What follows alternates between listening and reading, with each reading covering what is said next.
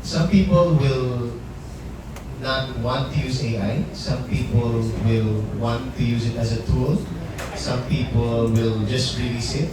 Ang gusto ko lang sana is if people release it, just label it. Label that this was an AI-produced song or assisted. That's it.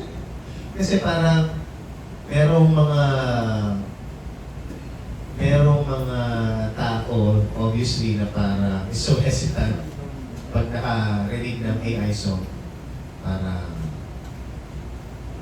why don't you just do it on your own? And then, on the other side of the coin is, merong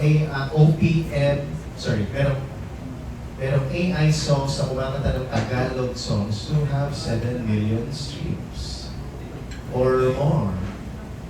So parang, this is the world that we live in now. If people will still use AI-generated music, this kung sino yung gagawa ng, hi, this is an AI-generated song, or ano, hope you like it. If you don't like it, then don't listen to it. Listen to original songs na not created by AI. That's my stance. Ikaw. Yeah, I think hindi natin maiwasan kung ano yung, especially now, hindi natin maiwasan kung ano yung gusto ng mga tao talaga. Kung gusto nila makinig, may mga songs na lumalabas na AI, and may mga tao na-appreciate nila.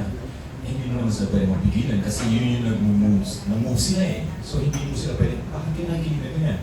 So I think, gusto ko lang sabihin na sana hindi mawala yung appreciation ng mga tao sa artistry, sa soul, sa effort ng bawat artist or musician. Andun pa rin, hindi mawawala. Thank you. And given all the concerts na pinagsamahan nyo, ano yung most favorite memory nyo ng collab or concert moment? Nagsalo ka na rin mo kayo? We had a concert with Acel right before the pandemic hit. Like after a week or two, the country was shut down. And we were so scared kasi parang we had no idea what COVID was before. Half of the audience were wearing masks. Tapos, if you remember that moment, parang, what do we do? Do we still continue? Do we wear masks while singing? Pero during that time, we pulled through. We hung on to our faith and each other with si Acel also. Continued the show.